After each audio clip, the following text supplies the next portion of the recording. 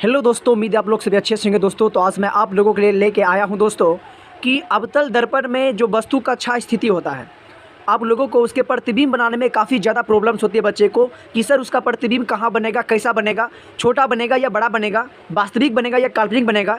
ये सारी चीज़ों को लेकर के बच्चे के माइंड में बहुत सारे प्रश्न होता है और उसको जो है समझ में नहीं आता है कि प्रतिबिंब बनता कैसे है। तो आज मैं दोस्तों इतने स्टेप बाय स्टेप आप लोगों को बताने वाला हूँ, एक्सप्लेन करने वाला हूँ कि आप ईजी तरीके से कैसे जो है किसी भी प्रतिबिंब को आप बना सकते हो दोस्तों। अभी तक मेरा चैनल जो भी सब्सक्राइब नहीं किया है, मेरा चैनल को सब्सक्राइब जरूर कर ले दोस्तों, ताकि मैं जितने भी वीडियो अपलोड करूँ आप तक सबसे पहले पहुंचे दोस्तों। तो बिना टाइम वेस्ट के चलते हैं क्वेश्चन की तरफ दोस्तों।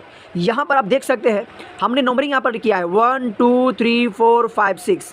इससे कन्फर्म हो जाइए कि प्रतिबिंब का मात्र 6 स्थिति होता है। बात समझ में आ रहा है ना, यानी कि वस्तु को 6 जगह रखा जा सकता है और उसका प्रतिबिंब लेंस में हो या दर्पण में हो, दोनों में 6 प्रतिबिंब की स्थितियाँ होता है दोस्तों। अब यहाँ पर ये जो आपका रखा हुआ है प्रतिबिंब कहाँ पर है दोस्तों, तो ये आप जो है देख सकते हैं कहाँ पर है, अनंत पर रखा हुआ है। इसको हम क्या बोलेंगे, अनंत पर। जब ये लाइन से आपका बाहर होगा वो क्या होगा, अनंत पर रखा हुआ है। ये देखिए दूसरा प्रतिबिंब कहाँ रखा है दोस्तों, ये वक्रता केंद्र C और ये अनंत दोनों के बीच में जब रखा हो तब प्रतिबिंब की स्थिति कहाँ होगा, ये आपसे सवाल करेगा दोस्तों। ये आपसे सवाल करेगा, फिर आपसे सवाल करेगा दोस्तों कि जब वस्तु को जब वक्रता केंद्र C पर ही रखा जाए तब वस्तु का प्रतिबिंब कहाँ बनेगा। आपसे ये भी सवाल किया जाएगा दोस्तों। फिर आपसे सवाल किया जाएगा कि जब वस्तु को जो है फोकस बिंदु F और वक्रता केंद्र C के बीच में रखा जाए तब उसका प्रतिबिंब कहाँ बनेगा दोस्तों। फिर आपसे एक और सवाल किया जाएगा कि जब वस्तु को जो है फोकस बिंदु पर ही रखा जाए तब उसका प्रतिबिंब क्या होगा। जब वस्तु को जो है ध्रुव P और फोकस बिंदु F के बीच रखा जाए तब उसका प्रतिबिंब कहाँ बनेगा दोस्तों। ये सारे प्रश्न जो है बच्चे का बहुत बड़ा एक समस्या है, जो बच्चे को समझ में नहीं आता है, बनता नहीं सही से दोस्तों। तो आज मैं इस क्वेश्चन को स्टेप बाय स्टेप जो है एक्सप्लेन करने वाला दोस्तों। तो सबसे पहले यहाँ पर आप देख लीजिए जब वस्तु अनंत पर हो तब क्या होगा, जिसमें इसमें दोस्तों कुछ इंपॉर्टेंट पॉइंट्स होता है जो आपको जानना बहुत जरूरी है दोस्तों। पहला पॉइंट दोस्तों, यहाँ पर जो है दर्पण में वस्तु की कितनी स्थितियाँ होती है, 6 स्थिति। पहली बात क्लियर, यानी कि यहाँ पर जो है दर्पण की बात हम करें तो दर्पण में वस्तु का 6 प्रतिबिंब बन सकता है और वस्तु को 6 स्थिति होता है, 6 जगह पर ही रखा जा सकता है। दूसरी बात दोस्तों, इसमें कहा जा रहा है कि पहला किरण जो है, पहला किरण देखिए, जो पहला किरण जो है वो कह रहा हमेशा कहाँ जाता है, सीधे गुजरता है, सीधे सीधी रेखा में, यानी प्रधान अक्ष जो है ये आप देख सकते हैं, ये जो ध्रुव P जो काटते हुए जो सीधी रेखा जो होती है दोस्तों, इसी को कहा जाता है प्रधान अक्ष, जो ब्लैक वाला लाइन है दोस्तों। और किसी भी वस्तु का पहला किरण देख सकते हैं, ये भी वस्तु है, ये भी वस्तु है, सारे वस्तु का देखिए पहला किरण जो क्या है एकदम सीधे प्रधान अक्ष के समानांतर सीधे जाता है और दर्पण से टकरा करके परावर्तन के बाद बाबूरे याद रखना फोकस बिंदु F से ही गुजरता है। ये बात एकदम माइंड में डाल लो, चाहे वस्तु कहीं पर भी रखा हो उससे कोई फर्क नहीं पड़ता है, लेकिन इसका पहला पर जो है किरण जो गुजरेगा वो हमेशा याद रखना कि वो जो है दर्पण से टकरा करके फोकस बिंदु से ही गुजरेगा। ये पहला क्लियर। दूसरा बाबूरे याद रखना, दूसरा क्या होगा बाबूरे,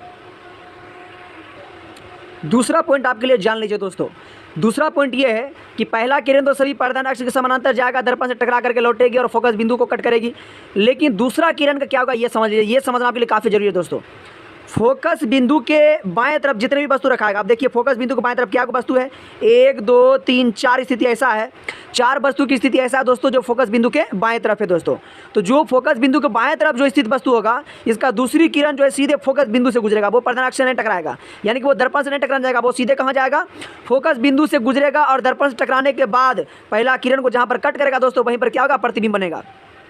तीसरी बात आप याद रखें दोस्तों कि जब वस्तु अनंत पर रखा हो, अनंत पर, तो याद रखना इसका प्रतिबिंब हमेशा फोकस पर ही बनेगा, वो नीचे बनेगा दोस्तों। यहाँ पर बनता है छोटा सा बनता है दोस्तों।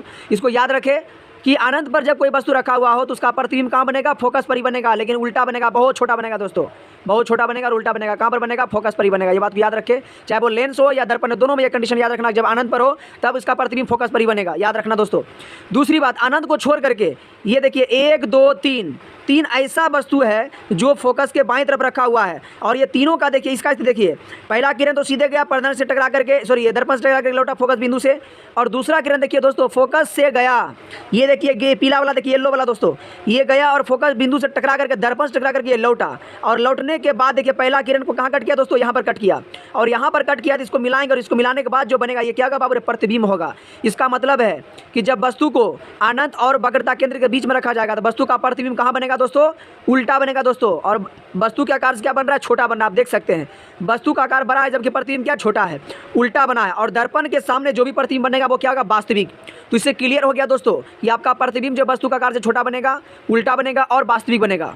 दूसरा देख लेते हैं दोस्तों, जब दूसरा जो वक्रता केंद्र पर रखा गया तो ये भी आपका फोकस बिंदु के बाएं तरफ ही है दोस्तों। तो हम क्या बोला कि बाएं तरफ जब रहेगा तो पहला किरण तो सबका पर्णदर्शक से समानांतर जाएगा और फोकस से गुजरेगा, लेकिन दूसरा किरण बाबू रे जो भी फोकस के बाएं तरफ होगा वो फोकस से गुजरेगा। तो देख लीजिए ये जो बैंगनी कलर का आपको दिख रहा है किरण, ये फोकस से गया और दर्पण से टकरा करके क्या होगा, लौटेगा दोस्तों। और लौटने के बाद देखिए यहाँ पर पहला किरण को ब्लैक बला, पहला किरण देखिए ब्लैक बला है और यहाँ पर कट गया दोस्तों। अब देखने के बाद आपको साफ दिख रहा होगा कि जितना बड़ा वस्तु की ऊंचाई उतना ही बड़ा प्रतिबिंब का है। इसका मतलब है कि जब जो है वस्तु को वक्रता केंद्र सी पर रखा जाएगा तो प्रतिबिंब क्या होगा, वस्तु का आकार के बराबर होगा, उल्टा बनेगा और दर्पण के सामने, इसलिए क्या होगा, वास्तविक बनेगा दोस्तों। आपको समझ में आ रहा होगा बिल्कुल इसी तरीके से प्रतिबिंब कैसे बनता है दोस्तों।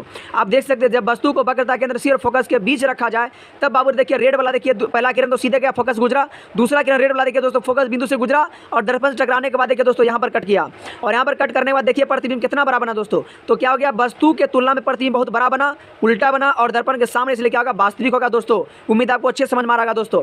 यहाँ तक तो ठीक था दोस्तों, लेकिन जब फोकस बिंदु के बाएं तरफ होगा तब तो ये क्लियर हो गया कि पहला किरण सीधे जाएगा और फोकस बिंदु से टकरा गुजरेगा और लेकिन दूसरा किरण फोकस बिंदु से गुजरेगा, टकरा करके जहाँ कट करेगा वो उसका प्रतिबिंब वहाँ पर बनेगा दोस्तों। ये क्लियर है।